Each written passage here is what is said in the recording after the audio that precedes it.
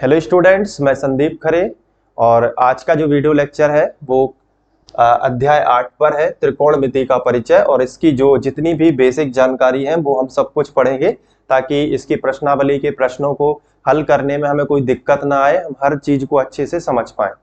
तो कक्षा 10वीं गणित का ये 8वां चैप्टर है, तो इसको बहुत ही बेसिक से पढ़ेंगे। तो कॉपी पेन लेके बैठ जाओ, हर एक चीज को हम अच्छे से कवर करेंगे, ठीक है। देखो, बेसिक जानकारी का क्या मतलब है, इसको पढ़ाना क्या जरूरी था। तो देखो, बिल्कुल इसको पढ़ाना इसलिए जरूरी है क्योंकि त्रिकोणमिति अपने आप में थोड़ा सा टफ होता है समझने में, चीजों को समझने में, उसका शब्दकोश हमें पता नहीं होता।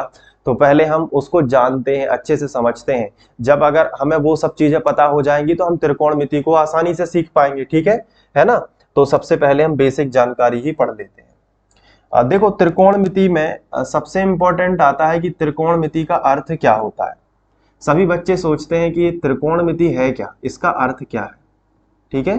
तो मैं आपको समझा देता हूं, आप हेडिंग लगा दो त्रिकोणमिति, ठीक है। ये हमने हेडिंग लगा दी त्रिकोणमिति। अब त्रिकोणमिति को अगर हम देखें तो ये 3 शब्दों से मिलकर बनी है, त्रि, कोण और मिति। जहां त्रि का मतलब क्या होता है, त्रि का मतलब होता है 3, त्रि का मतलब यहां 3 से है। फिर दूसरा शब्द है कोण, तो कोण का मतलब तो कोण ही है, ठीक है। कोण क्या होता है, 2 किरणों का जो शुरुआती, जैसे एक किरण यहां से निकल गई और एक किरण यहां से निकल गई, तो 2 किरणों के बीच का जो गैप होता है इसे हम कोण कहते हैं, इसे हम थीटा से दर्शाते हैं, ठीक है। तो ये कोण हो गया, कहीं भी हो सकता है ये कोण। और कोण थीटा बराबर 30 डिग्री, आपने सुना होगा 30 डिग्री, है ना, 60 डिग्री, 90 डिग्री, 45 डिग्री, ये कोण होते हैं। तो ये आपको पता होंगे आई थिंक। तो ये कोण इस तरीके से बनाते हैं और ये हो सकते हैं, अभी आपके सिलेबस में और भी हो सकते हैं, बट ये मैंने बेसिक लिख दिया। तो त्रि का मतलब 3 होता है, कोण का मतलब कोण ही है, और ये सब। और मिति का मतलब होता है मापन करना, मापन करना। मतलब हम त्रिकोणमिति में बेसिकली क्या सीखेंगे, तो त्रिकोणमिति में हम क्या सीखेंगे, 3 कोणों का मापन करना। और हम मापन कैसे कर सकते हैं, तो आंसर है हम त्रिकोणमिति के द्वारा करेंगे। और कैसे कैसे करेंगे वो हम बाद में देखेंगे। अभी आपको केवल इतना याद रखना है कि त्रिकोणमिति शब्द का मीनिंग क्या है, त्रिकोणमिति शब्द का अर्थ क्या है, जहां पे हम 3 कोणों का मापन कर सकते हैं। अब एक बहुत गंभीर बात आती है कि हमने त्रिभुज कई प्रकार के पढ़े हैं, जैसे इस तरीके का एक त्रिभुज हमने पढ़ा है, मैं आपको बता देता हूं। ये देखो, ये हमने एक त्रिभुज पढ़ा है, ठीक है। इसके अलावा एक त्रिभुज और हमने देखा, ये देख लो आप, यहां पे बना देता हूं। ये देखो, ये त्रिभुज हमने देखे हैं। तो इस प्रकार के त्रिभुज जो होते हैं ये नॉर्मल त्रिभुज होते हैं। जैसे इसमें भी हम नॉर्मल तो नहीं कह सकते, लेकिन ये एक त्रिभुज का प्रकार है। जैसे ABC इसको नाम दे दें, तो ये मान के चलो कि ये भुजा और ये भुजा तीनों समान है, तो इसे हम कहते थे समबाहु त्रिभुज। क्या कहते थे, समबाहु त्रिभुज, क्योंकि इसकी तीनों भुजाएं समान है तो इसे हम समबाहु त्रिभुज बोल देते थे। इसमें अगर ये 2 भुजाएं बस समान हो लेकिन ये ना हो, तो जैसे हम इसको भी ABC नाम दे देते हैं, तो इसे हम बोलते थे समद्विबाहु, क्योंकि 2 भुजाएं समान है, तो इसको हम बोल देते थे समद्विबाहु त्रिभुज, ये बोलते थे ना। और अगर कोई भी भुजा समान ना हो तो उसे हम विषमबाहु त्रिभुज कहते थे, ये तो आपको पता होगा। और समबाहु त्रिभुज में क्या होता था, एक खास बात है कि इसका ये वाला कोण, देखो कोण कैसे बनता है, 2 रेखाओं के बीच में बनता है कोण, ये देखा है। तो देखो ये थीटा है, तो ये थीटा ना होके मैं आपको बता ही देता हूं डायरेक्ट, यहाँ पे समबाहु त्रिभुज का प्रत्येक कोण 60 अंश का होता है। यहां भी 60 बनेगा तो यहां भी 60 बन जाएगा और यहां भी 60 बन जाएगा। लेकिन त्रिकोणमिति में ना समबाहु त्रिभुज की जरूरत है, ना समद्विबाहु की जरूरत है, और ना विषमबाहु की जरूरत है। ये त्रिभुज, त्रिकोणमिति के लिए ये त्रिभुज कोई काम की नहीं है। इसके लिए एक विशेष प्रकार का त्रिभुज आता है, आपने सुना भी होगा उसका नाम, ये रहा। देखो मैं बना दे, यहां पे बना दूं, ये देखो, ये है वो त्रिभुज भाई साहब, क्या आपको दिमाग में आए कौन सा त्रिभुज है और इसकी क्या खासियत है? क्या आप बता सकते हो? इसमें 3 शीर्ष यहां भी हैं, जैसे ए यहाँ पे मैं नाम दे देता हूं, यहाँ पे बी नाम दे देता हूं और यहाँ पे सी। ये त्रिभुज यहाँ यूज होगा। इस त्रिभुज में एक खासियत होती है कि 3 कोणों में से एक कोण यहाँ पे बनेगा, एक कोण यहाँ पे बनेगा और एक कोण यहाँ पे बनेगा। तो इन 3 कोणों में से एक कोण जो है वो 90 डिग्री का है। ये वाला कोण कितने का है? 90 अंश का। 90 अंश को क्या बोलते हैं? 90 अंश को हम समकोण कहते हैं। 90 अंश को हम क्या बोलते हैं? समकोण। तो ये पूरा त्रिभुज कौन सा हो गया? तो इस त्रिभुज का आज से अपन नाम रख लेते हैं समकोण त्रिभुज। ठीक है, आप लोग इसको क्या पुकारोगे? समकोण त्रिभुज। परिभाषा क्या लिखोगे इसकी? समकोण त्रिभुज की परिभाषा लिखवा दे? चलो लिखो, ये आ सकती है एग्जाम में। परिभाषा लिख दो। चलो, किसकी परिभाषा है ये? समकोण त्रिभुज की।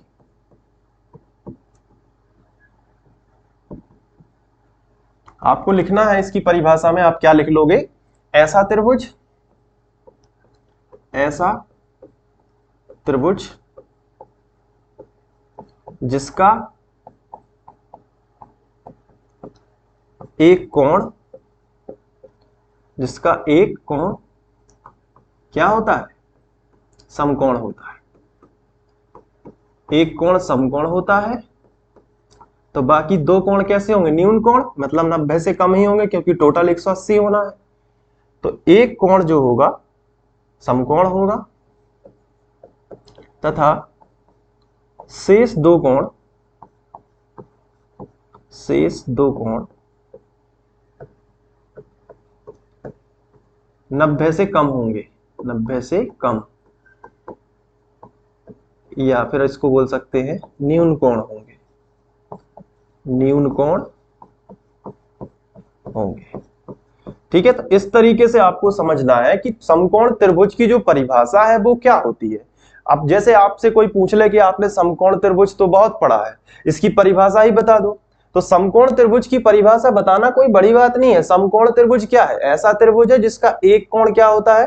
तो आप कहोगे इसका एक कोण समकोण होता है और बाकी की 2 कोण जो होते हैं वो 90 से कम ही होंगे, 90 से कभी ज्यादा नहीं हो सकते। यानी 90 डिग्री ये बनाता है तो 90 से कम ही रहेंगे। ये 90 का एंगल है ना, ये 90 से कम ही रहेंगे। ये भी देख लो आप, 90 से कम है, देखो ये 90 होता, ये 90 से कम है। यहाँ देख लो ये 90 होता लेकिन ये 90 से कम है। तो क्यों 90 से कम होंगे? क्योंकि त्रिभुज के तीनों कोणों का योग कितना होता है? तो त्रिभुज के तीनों कोणों का योग 180 होता है ना। तो अगर एक 90 पहले से हो गया तो बाकी, अब ये आप समझो कि अगर त्रिभुज के 3 कोण हैं, जैसे मैं आपको यहाँ पे सिंपली भाषा में बता दूं कि त्रिभुज के 3 कोण होते हैं 180, कोण ए, कोण बी और कोण सी। ये रूल ही बन चुका है कि त्रिभुज के तीनों कोणों का योग 180 होता है। तो अगर एक कोण मैंने पहले से ही 90 ले लिया है तो मैं इसको इस तरीके से लिख सकता हूं कि कोण ए और प्लस 90 और प्लस कोण सी बराबर 180। तो 90 का इस तरफ ट्रांसफर कर दोगे, यानी पक्षांतर कर दोगे, तो कोण ए कोण सी बराबर क्या हो जाएगा? 180 माइनस 90 होगा कि नहीं? तो अपन ऐसे भी तो लिख सकते हैं कि कोण ए और कोण सी, और 180 में से 90 चला गया तो कितना बचा? 90 वस्तु बचा। यानी कि दोनों मिलके अब 90 होंगे, क्योंकि एक 90 हो गया है तो अब दोनों को मिला के 90 होगा। तो जब दोनों को मिला के 90 होगा तो कोई एक 90 से ज्यादा हो ही नहीं सकता। ये दिमाग लगाना है कि कोई एक 90 से ज्यादा हो ही नहीं सकता, क्योंकि दोनों को मिला के ही 90 है टोटल। आपको ये समझना है कि जैसे 2 व्यक्ति हैं, 2 व्यक्तियों के पैसे मिला के 90 रुपए टोटल हो ही रहे हैं, 2 व्यक्तियों के पैसे मिला के टोटल 90 हो ही रहेंगे। तो क्या एक व्यक्ति के पास 90 से ज्यादा हो सकते हैं क्या पैसे? नहीं हो सकते, क्योंकि दोनों के पास ही टोटल 90 है, तो एक 90 से ज्यादा रख ही नहीं सकता, पैसे दोनों के पास हैं क्योंकि।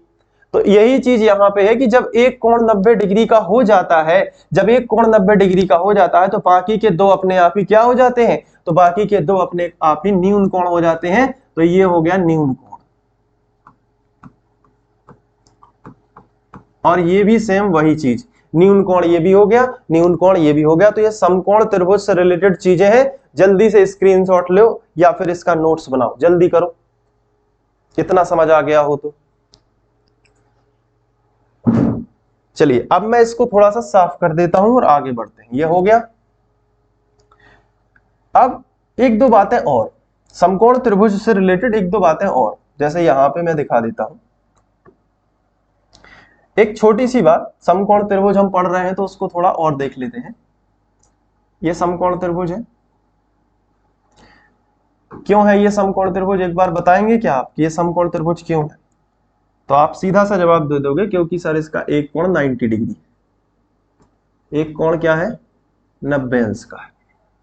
ठीक है, बहुत अच्छी बात है। और ये समकोण त्रिभुज है ए बी और सी। ये क्या है, एक समकोण त्रिभुज है। आपको क्लियर समझ आ रहा है ना? अगर समझ आ रहा है तो एक प्यारा सा कमेंट आपको जरूर करना है। अभी वीडियो रोक के कमेंट कर दीजिए ताकि आप बाकी बच्चे भी देख के बता सकें कि हाँ ये आ रहा है कि नहीं आ रहा। अब ये समकोण त्रिभुज है, इसमें एक नई बात मैं आपको बता रहा हूं कि समकोण त्रिभुज में 3 भुजाएं होती है। पहली भुजा ये देखो, ये है पहली भुजा, दिख रही है ना? दूसरी भुजा कौन सी है, ये वाली BC।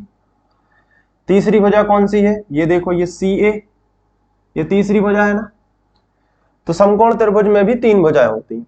अब तीनों भुजाओं में से समकोण के सामने की जो भुजा आपको दिख रही है, ये वाली भुजा समकोण के जस्ट सामने है ना? तो समकोण के सामने वाली भुजा को हम क्या कहेंगे, तो इसको हम कर्ण कहेंगे, हाइपोथेनियस, या फिर हम इसको कर्ण कहते हैं हिंदी में। क्या कहते हैं, कर्ण। तो समकोण के सामने की भुजा क्या होती है, कर्ण। अब दूसरी बात और सुन लो, दूसरी बात क्या है वो मैं आपको थोड़ा सा बता देता हूं कि अगर इसमें कहीं थीटा बना हुआ है, अगर मान लो कि यहाँ पे कोई थीटा है, मतलब थीटा मैंने बताया कोण होता है। अगर इसी त्रिभुज में किसी कोण के सापेक्ष हमें बताना है कि कर्ण क्या है, लंब क्या है और आधार क्या है, ये 3 चीजें होती है। मैं तीनों का परिचय आपको करवा रहा हूं। तो अगर थीटा यहाँ पे है तो थीटा के सामने की भुजा ऑटोमेटिक लंब हो जाएगी। थीटा के सामने की भुजा क्या होगी, लंब हो जाएगी। बोलो क्लियर है, इस बात को समझ में आ रहा? और बाकी जो बची भुजा है वो क्या हो जाएगी, आधार हो जाएगी। यानी कि समकोण के सामने की भुजा क्या होती है, कर्ण। आप इसको नोट कर लो, पहला पॉइंट डाल के मैं आपको बोल देता हूं कि समकोण के सामने की भुजा क्या होती है। तो आप लिखोगे समकोण के सामने की भुजा क्या होती है, कर्ण होती है। समकोण के सामने की भुजा कर्ण होती है और थीटा के सामने की भुजा क्या होती है, लंब होती है। और यहाँ पे बची भुजा जो रह जाएगी वो आधार हो जाएगी। अब मैं आपसे एक छोटा सा प्रश्न पूछ रहा हूं, जैसे थीटा चेंज हो जाए, जैसे मान लो थीटा यहाँ पे दे दिया है, तो अब थीटा के सामने की भुजा ये लंब हो जाएगी। और समकोण तो यही बना है, समकोण कैसे पता चलेगा, हमें 2 रेखाएं आपस में लंबवत होंगी, ये समकोण, ये तो समकोण बन नहीं जाएगा, समकोण ऐसे ही रहता है, लंब हो बिल्कुल, एक कॉर्नर सा बनता है। तो वो कॉर्नर सा कहां बनेगा, जैसे वर्ग के अंदर कॉर्नर होता है ना, तो ये कॉर्नर मिलेगा, बाकी एक भुजा मिलेगी, तो ये समकोण त्रिभुज बन जाता है। तो समकोण के सामने की भुजा ये कर्ण हो जाएगी। तो थीटा के सामने की भुजा क्या होती है, लंब होती है, और समकोण के सामने की भुजा क्या होती है, कर्ण होती है। बस इतना याद रखो। तो इस बार देखो थीटा यहां था तो लंब ये हो गया, यानी कि थीटा जो है वो क्या डिसाइड कर देता है, लंब। तो इस बात को आप नोट करके लिख लो, यहां पे 10 रुपए का नोट बनाओ एक, और नोट करके लिखो आप एक बात, क्या लिखोगे कि थीटा जो होता है, मैं इसको इस कलर से लिख देता हूं, थीटा जो होता है वो लंब डिसाइड करता है, लंब डिसाइड करता है। थीटा लंब डिसाइड करता है, समकोण या 90 डिग्री कर्ण डिसाइड करता है कि कर्ण किसको बनाना है।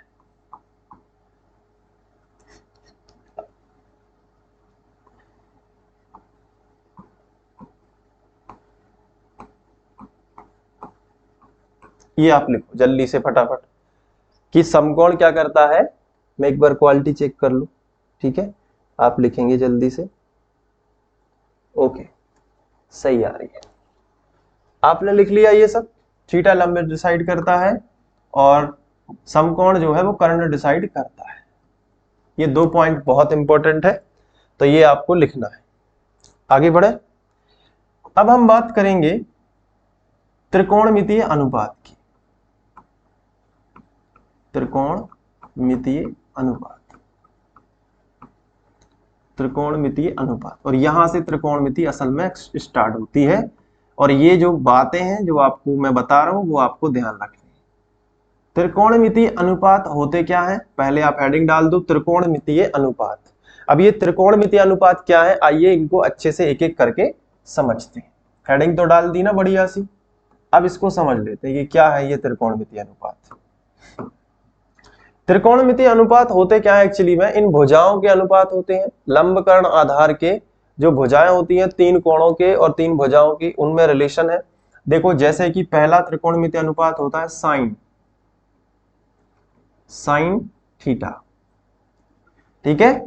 दूसरा त्रिकोणमितीय अनुपात क्या होता है, कॉस थीटा, और तीसरा क्या होता है, टेन थीटा। ये मेन या मुख्य त्रिकोणमितीय अनुपात है, sine theta, cos theta, tan theta. मेरे साथ बोलो, sine theta, cos theta, tan theta. अच्छे से समझ आ रहा है ना, sine theta, cos theta, tan theta. इसको बार बार बोलना है, कम से कम 20 से 25 बार आपको इसी को बोलना है, क्योंकि ये आपको बहुत हेल्प करने वाले हैं। Sine theta, cos theta, tan theta. फिर से बोलो, sine theta, cos theta, tan theta. Sign cos ten, अब एक साथ बोलो, sine theta, cos theta, tan theta. Sine theta, cos theta, tan theta. Sine theta, cos theta, tan theta. Hindi में क्या बोलते हैं इनको, थोड़ा सा हिंदी में समझ लो, लेकिन हिंदी का कोई ज्यादा मतलब नहीं है, क्योंकि ये पूरा इंग्लिश में ही ऐसे ही लिखना है, sine theta, cos theta, tan theta. Sine theta को कहते हैं ज्या, ठीक है। अब ज्या क्या कहलाती है अभी मैं बताऊंगा, लेकिन पहले आपको हिंदी में लिखवा देता हूं। ये देखो, इसको कहते हैं कोस ज्या, और इसको कहते हैं स्पर्श ज्या। टेन को क्या बोलते हैं, स्पर्श ज्या। और ये कहां से आए, क्यों बना दिए, ये भी बता देता हूं, पहले आप इनको याद करिए। Sine theta, cos theta, tan theta, याद हो गए ना आपको, क्योंकि अभी आपको इसी वीडियो को देखते देखते ही याद कर लेना है। आप बार बार इसको बोलोगे, आप जरूर इसको याद कर लोगे। Sine theta, cos theta, tan theta, sine theta, cos theta, tan theta, sine theta, cos theta, tan theta, sign cos ten, sign cos ten, sign cos ten. सुनते सुनते भी आपको याद हो जाएगा। चलिए, अब मैं आपको एक छोटी सी बात बता देता हूं कि जैसे मान लो कि हम इस समकोण त्रिभुज पे फोकस कर रहे हैं, इस पे नहीं कर रहे, तो इसको मैं मिटा देता हूं थोड़ी देर के लिए, क्योंकि ये थीटा मान के हमने ये चित्र बना लिया। साइन थीटा क्या है, तो साइन थीटा ये है। अब आप कहोगे सर ये क्या है, ये तो लंब और कर्ण भुजाओं पे आप हाथ रखे हुए हैं। देखो आप, ये लंब भुजा है और ये कर्ण है, तो लंब और कर्ण का जो अनुपात है, लंब और कर्ण का जो अनुपात है, उसे ही हम साइन थीटा या फिर ज्या कहते हैं। किसी भी समकोण त्रिभुज में, किसी भी समकोण त्रिभुज में लंब और कर्ण का जो अनुपात होता है, किसी भी समकोण त्रिभुज में लंब और कर्ण का जो अनुपात होता है, उसे हम साइन थीटा कहते हैं। तो साइन थीटा को हम क्या बोल सकते हैं, लंब बटे कर्ण। क्या बोल सकते हैं, मैं आपको बता दे रहा हूं, बहुत ध्यान से समझना है। साइन थीटा को हम क्या बोल सकते हैं, लंब बटे कर्ण। कभी भी आपको कोई पूछे साइन थीटा क्या है, फिर मैं इसकी ट्रिक बताऊंगा कि कैसे याद रख सकते हो। साइन थीटा के मतलब उसका समझ लो कि उसके मायने क्या है। तो लंब और कर्ण का जो अनुपात होता है, उसे हम क्या कहते हैं, साइन थीटा कहते हैं। और साइन थीटा कभी भी लिखा हो तो हम उसको लिख सकते हैं लंब बटे कर्ण। क्या लिख सकते हैं बेटा, लंब बटे कर्ण लिख सकते हैं। बोलो इतनी बात समझ आती है। अब हम बात करते हैं कॉस थीटा की। तो कॉस थीटा को हम इस तरीके से रिप्रेजेंट करेंगे, ये देख लो आप। यानी ये क्या है, आधार बटे कर्ण। कर्ण तो बटे नहीं आ रहा है ना, आधार बटे कर्ण। तो ये जो कॉस थीटा है, ये क्या है, आधार बटे कर्ण, आधार बटे कर्ण। क्लियर है कि नहीं। तो साइन थीटा क्या है, लंब बटे कर्ण, यानी ये वाली भुजा लंब और ये वाली भुजा कर्ण, लंब बटे कर्ण, लंब बटे कर्ण साइन थीटा। आधार बटे कर्ण, आधार बटे कर्ण, ये क्या है, कॉस थीटा। और टेन थीटा क्या है, टेन में कर्ण आता ही नहीं है, टेन में होता है लंब बटे आधार, लंब बटे आधार, ये आप समझना है। लंब बटे आधार, ये होता है आपका त्रिकोणमिति अनुपात। अब इसको याद करने की एक बहुत ही बेसिक ट्रिक है, तो ट्रिक लिख लो आप इसकी। मैं ट्रिक बता ही देता हूं आपको ताकि आपको दिक्कत ना हो, यहां पे लिखवा देता हूं ट्रिक, और ये आपको याद करवा देगी कि साइन का फॉर्मूला क्या है, कॉस का क्या है। लिख लो आप लाल बटे कक्का, लाल बटे कक्का, है ना ट्रिक भी बहुत ही खतरनाक वाली। इसको दूसरे कलर से लिखते हैं ताकि ट्रिक लगे, लाल बटे कक्का।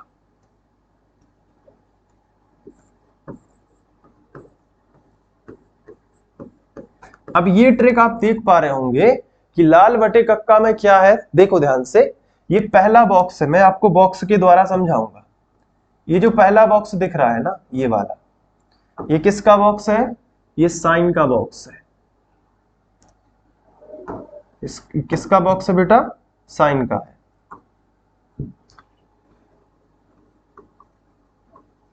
साइन थीटा का। तो लाल बटे कक्का से पता चला एल मतलब लंब और के मतलब कर्ण, तो लंब बटे कर्ण, ऐसे साइन का हो गया। अब जैसे दूसरा बॉक्स जो है, ये वाला बॉक्स, ये दूसरा बॉक्स है, ये जो दूसरा बॉक्स है ये कॉस थीटा का है। तो इसमें क्या है, आधार बटे कर्ण, देखो आ गया, ए मतलब आधार और के मतलब कर्ण। तो जैसे किसी ने कहा कि चलो कॉस का बताओ, तो तुम सबसे पहले क्या लिख लोगे, लाल बटे कक्का लिख लोगे कि नहीं।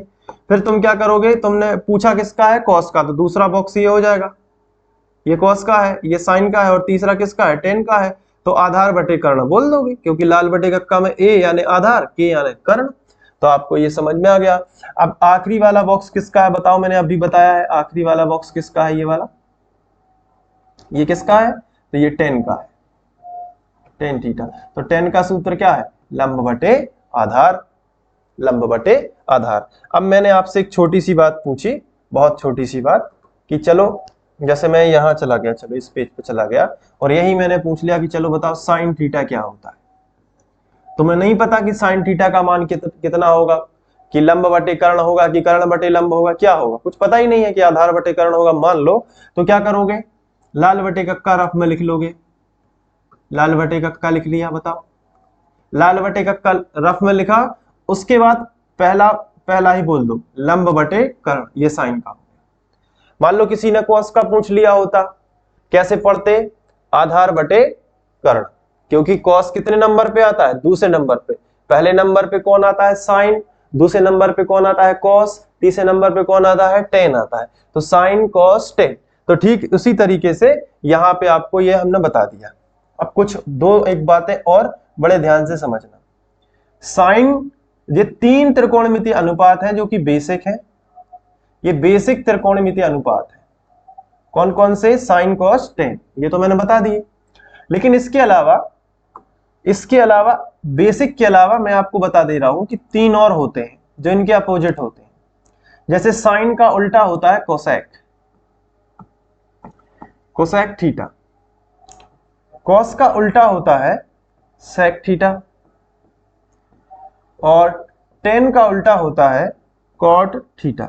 अब थोड़ा सा आपको कठिन लग रहा होगा कि ये तीन और याद करने पड़ेंगे क्या, तो इनके नाम बस याद रखने पड़ेंगे, सूत्र में कोई दिक्कत नहीं, सूत्र आप लाल बटे कक्का से बना लोगे। कैसे, जैसे साइन थीटा का होता है लंब बटे कर्ण, तो इस कोसेक थीटा का हो जाएगा इसका अपोजिट, यानी कि कर्ण बटे लंब, उल्टा हो जाएगा, कर्ण बटे क्या हो जाएगा, लंब हो जाएगा, उल्टा हो जाएगा। जैसे साइन थीटा का होता है लंब बटे कर्ण, तो कोसेक थीटा का क्या हो जाएगा, कर्ण बटे लंब। तो लाल बटे कक्का से देख के बता दोगे कि कोसेक किसका उल्टा होता है, तुम कहोगे साइन का उल्टा होता है, तो साइन का उल्टा क्या होता है, कोसेक, तो यहां से बोल दोगे कर्ण बटे लंब, सीधा बोल दोगे कि नहीं। या फिर आप ना भी देखो तो लंब बटे कर्ण तो साइन का होता है, इसको पलट दोगे तो कर्ण बटे लंब आ जाएगा।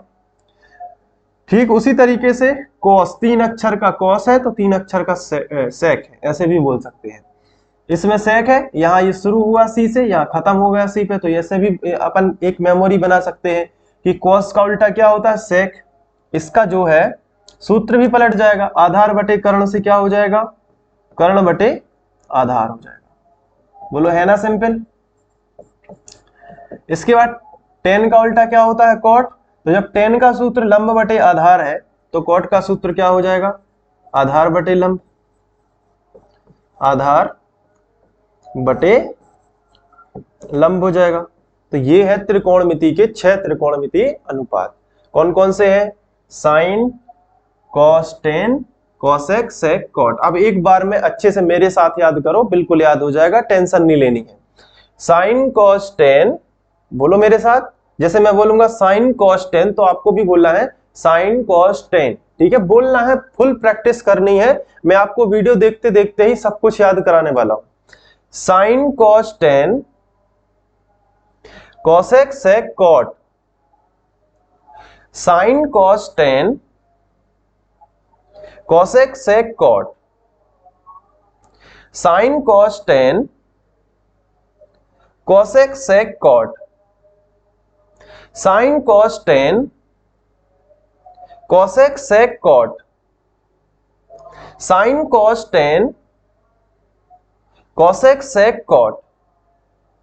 इसी तरीके से आपको 10 से 20 बार इनको बोलते रहना है, बार बार बोलना है, इसी धुन के साथ बोलना है कि sine cos tan cosec sec cot, sine cos tan cosec sec cot, sine cos tan cosec sec cot. आपको ये त्रिकोणमितीय अनुपात आपकी आंखों में होने चाहिए, आपको एक बार में क्लियर आने चाहिए, तब जाके आप आगे अच्छे से पढ़ाई कर पाओगे। Sine cos tan cosec sec cot, इस तरीके से आपको ये बिल्कुल रट लेने हैं, sine cos tan cosec sec cot. इनके फिर ये वाले सूत्र नहीं रटना है कि किसका लंब बटे कर्ण होता है, ये तो लाल बटे कक्का से मैंने इतनी अच्छी आपको ट्रिक दी है कि उससे ही आ जाएगा। तो ये सूत्र नहीं रटना है, सिर्फ आपको क्रम से याद, ऐसा भी नहीं रटना है कि साइन कोसेक कोसेक सेक, ये नहीं रटना है, आपको ऐसे रटना है sine cos tan cosec sec cot. अपने आप आ जाएगा कि साइन का उल्टा क्या होता है, कोसेक, कॉस का उल्टा क्या होता है, सेक, टेन का उल्टा क्या होता है, कॉट होता है। इतना सरल है, साइन का उल्टा कोसेक। देखो मैं जैसे अगले पेज पे आपको थोड़ा सा बता देता हूं, थोड़ा और समझ आ जाएगा। देखो यहां पे मैं आपसे एक छोटी सी बात पूछता हूं कि sine cos ten, sign cos ten, theta तो लगेगा ही, थीटा तो अंडरस्टूड चीज है, ना भी लगाऊं तो आपको समझ जाना है, क्योंकि मैं अभी आपको साइन कॉस टेन पे फोकस करा रहा हूं। तो साइन कॉस टेन बिना देखे बनेगा ना, cosec sec cot, sine cos tan cosec sec cot. बोलो आया समझ में कि नहीं?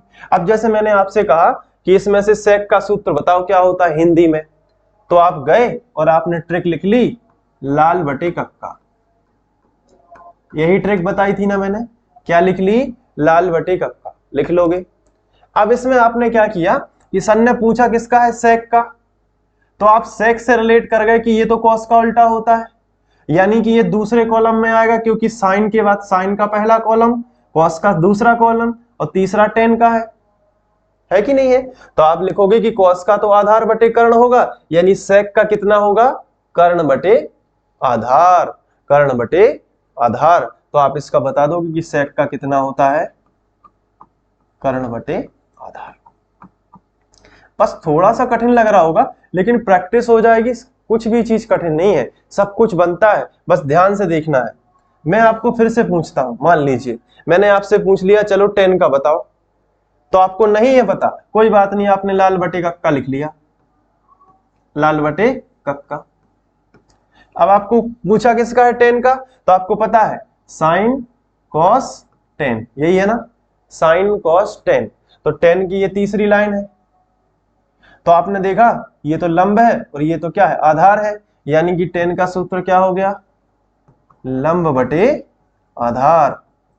क्या हो गया बताओ, लंब बटे आधार। अब जैसे मैंने कॉट का पूछ लिया होता तो कुछ नहीं, टेन का उल्टा कॉट है तो आधार बटे लंब हो जाता, तो यहां पे इसका क्या हो जाता, कॉट का आधार बटे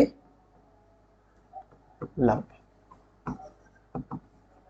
ये चीज है, तो काफी ऐसे नहीं है कि कठिन हो, ऐसा कुछ नहीं है, बस आपको प्रैक्टिस की वो होती है, जितने ज्यादा सवाल करोगे उतना ज्यादा दिमाग में आता जाएगा। तो वही चीज है, sine cos tan cosec sec cot, sine cos tan cosec sec cot. तो इस तरीके से आपको ये त्रिकोणमितीय अनुपात याद रखने हैं। इसका स्क्रीनशॉट ले लो जल्दी से फटाफट।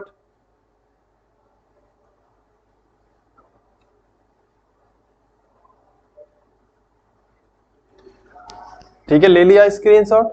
अब इसको आज आपको अगला वीडियो तभी देखना है मेरा जब आप इसको साइन कॉस टेन और कोसेक सेक कॉट बार बार रट नहीं लोगे, तब तक नहीं, जब तक ये याद नहीं होगा त्रिकोणमिति समझ नहीं आएगी। मैं पहले देख रहा हूं, थोड़ा सा कड़वे वचन बोल रहा हूं, लेकिन ये आपके लिए सत्य बात बता रहा हूं।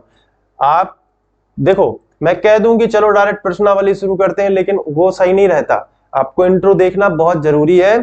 Sine cos tan cosec sec cot, ऐसा आपको आज बिल्कुल यही काम करना है, इसको ही रटते रहना है, sine cos tan cosec sec cot. मैं गारंटी देता हूं कि अगले वीडियो से आपको एक एक सवाल आप कॉपी में कर पाओगे। एक एक सवाल मैं यहाँ पे करवाऊंगा, उसके तुरंत बाद आप बोलोगे सर ये बन जाएगा।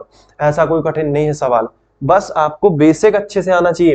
क्योंकि क्या होता है ना कि बेसिक पता नहीं होगा तो आप वहां पे कंफ्यूज होगे कि यार सर ये डायरेक्ट क्यों लिख रहे हैं, ये क्यों कर दिया, ये क्यों लिख दिया, यहाँ पे आधार ही क्यों लिखा, ये सब क्वेश्चन आते हैं। तो वो क्वेश्चन ना आए इसलिए आप इस चीज को रखो। और ये जो ट्रिक है बहुत ही मस्त ट्रिक है, इसको आप अप्लाई जरूर करें। क्लियर है कि नहीं? तो ये इंट्रो वीडियो था जिसमें मैंने आपको बताया।